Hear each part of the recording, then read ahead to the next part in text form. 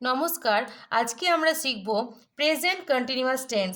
Present continuous tense মানে হচ্ছে কোনো কাজ এখন চলছে বা এই মুহূর্তে চলছে যখন এমন বোঝায় তখন সেই টেন্সটি হয় প্রেজেন্ট কন্টিনিউয়াস টেন্স। যেমন একটি বাক্য এখানে নিয়েছি, the boy is playing cricket, ছেলেটি ক্রিকেট খেলছে। এই কথাটি শুনেই বুঝতে পারছি এই যে সেন্টেন্সটি আমি এখানে বললাম, the boy is playing cricket, এখানে ভার্ব কোনটি? খেলছে, অর্থাৎ কোনো অ্যাক্টিভিটি করছে, তাহলে খেলছে শব্দটি হচ্ছে ভার্ব। এই ভার্বটির কাজ কখন ঘটছে? খেলছে মানে কি শুনেই বুঝতে পারছি এখন খেলছে। এখন বা এই মুহূর্তের কাজ যখন বোঝাবে তখন সেই টেন্সটি হবে, নিঃসন্দেহে হবে প্রেজেন্ট কন্টিনিউয়াস টেন্স। এটুকু বোঝা গেল। এই টেন্সের ফরম্যাট কি বা কিভাবে এই টেন্সটিকে আমরা তৈরি করব। এই টেন্সটি তৈরি করতে গেলে প্রথমে বসাতে হয় সাবজেক্ট, তারপর বসে অ্যাম অথবা ইজ অথবা আর, তারপর বসবে ভার্ব, ভার্বের V1 ফর্ম বসবে, তারপর বসবে আইএনজি, তারপর বসবে অবজেক্ট বা রিমেনিং। সাবজেক্ট প্রথমে বসবে, যেমন ধর তিনটি এক্সাম্পল আমি এখানে নিয়েছি, একটা অ্যাম দিয়ে, একটা আর দিয়ে, একটা ইজ দিয়ে। এই তিনটে এখানে আছে এটি বোঝানোর জন্য। যেমন ধরো সাবজেক্ট যদি আই হয় তাহলে আই এর সাথেই কেবল প্রেজেন্ট টেন্সে অ্যাম বসে, বাকি কারো ক্ষেত্রে বসে না। ইজ কখন বসে? যখন সাবজেক্ট যখন থার্ড পার্সন সিঙ্গুলার নাম্বার হয় সেই ক্ষেত্রে ইজ বসে। দেখো third person singular, singular S আছে আর কি আছে ইজ, এর সঙ্গে কিন্তু এস আছে, তাহলে এস এর সঙ্গে এস যাবে, এটা মনে রাখার ট্রিক বললাম। থার্ড পার্সন সিঙ্গুলারের সঙ্গে কিন্তু ইজ বসে প্রেজেন্ট টেন্সে, বোঝা গেল? বাকি সবার ক্ষেত্রে কিন্তু প্রেজেন্ট টেন্সে আর বসে। তার মানে কি সাবজেক্ট যখন আই হবে তখন তার সঙ্গে অ্যাম বসবে, সাবজেক্ট যদি থার্ড পার্সন সিঙ্গুলার নাম্বার হয় তার সঙ্গে বসবে ইজ, আর বাকি সবার ক্ষেত্রে বাকি যে কেউ সাবজেক্ট হোক না কেন তার সঙ্গে আর বসবে, বোঝা গেল?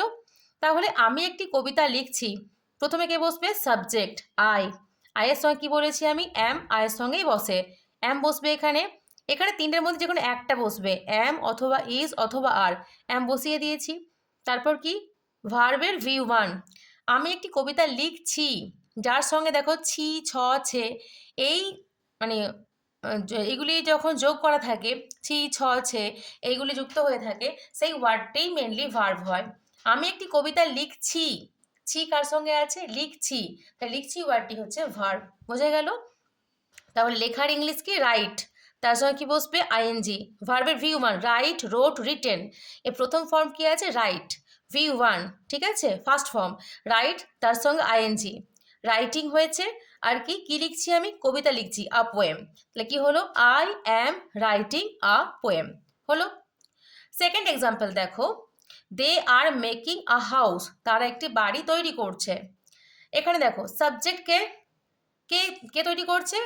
তারা, দে, সাবজেক্ট হলো দে। আর কেন বসছে?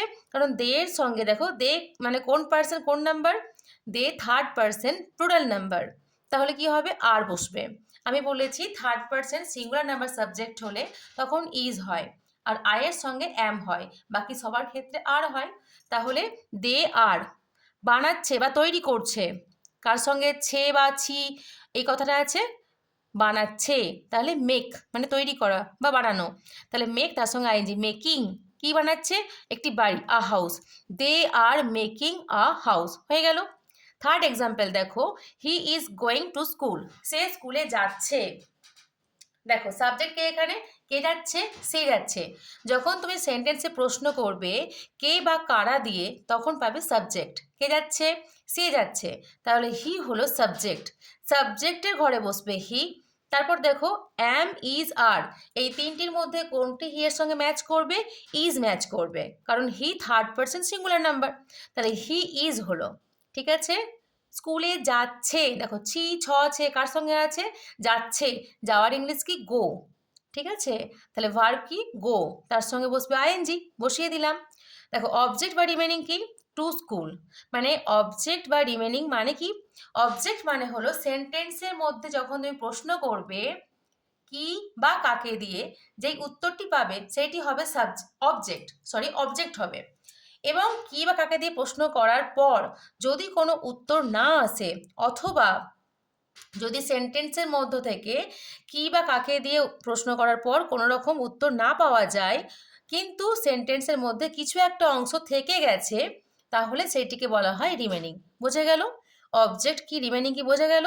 এখানে দেখো, সে স্কুলে যাচ্ছে। সে কি যাচ্ছে? উত্তর পাচ্ছি না। কাকে যাচ্ছে? উত্তর পাচ্ছি না। কোথায় যাচ্ছে? উত্তর পাচ্ছি। কিন্তু কোথায় দিয়ে প্রশ্ন করে আমরা অবজেক্ট পাই না। তাহলে টু স্কুলটা হচ্ছে রিমেনিং। তাহলে এই পার্টটায়, মানে লাস্ট পার্টে, অবজেক্ট বা রিমেনিং বসবে। এমন কিন্তু বাধ্যতামূলক নয় যে অবজেক্ট বা রিমেনিং থাকতেই হবে, এটা অপশনাল। কোনো কোনো সেন্টেন্সে থাকে, আবার কোথাও থাকে না।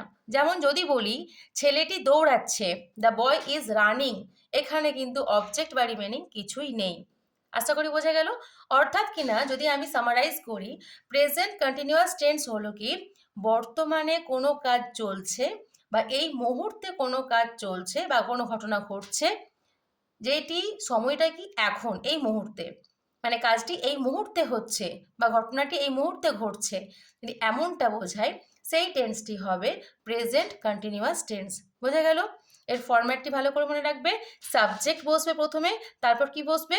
অ্যাম অথবা ইজ অথবা আর, তিনটের মধ্যে যে কোনো একটা বসবে যেটি সাবজেক্টের সঙ্গে ম্যাচ করবে। তারপর কি বসবে? ভার্ব, তার V1 ফর্ম মানে ফার্স্ট ফর্ম বসবে, তার সঙ্গে বসবে আইএনজি, তার সঙ্গে বসবে অবজেক্ট বা রিমেনিং। আশা করি বোঝা গেল।